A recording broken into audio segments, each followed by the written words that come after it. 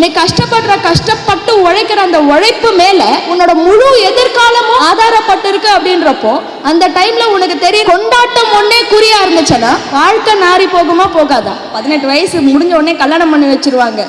அந்த காலம் எல்லாம் போயிடுச்சு. பொண்ணுங்க கல்யாணம் பண்ணிட்டு செட்டில் ஆகுறதுன்றது போயிடுச்சு.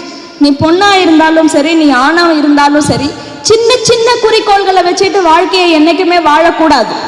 இங்க உட்கார்ந்துட்டு இருக்கிற பசங்க, எங்க வீட்டுல வறுமையா இருக்கு, என்னால ஒரு 12வது முடிச்சுட்டு டிரைவர் வேலை மட்டும்தான் நான் பார்ப்பேன், இல்ல நான் அந்த வேலை மாத்திரம் பார்ப்பேன், ஒரு மெக்கானிக்கா போடுவேன். சின்னதா குறிக்கோள்களை ஃபிக்ஸ் பண்ணாத, பெருசா குறிக்கோள்களை ஃபிக்ஸ் பண்ணு.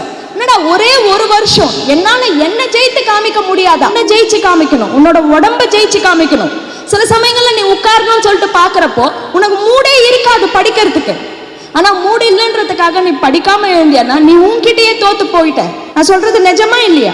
உன்னை நீ ஜெயிக்கிறது, இத்து காமிக்கிற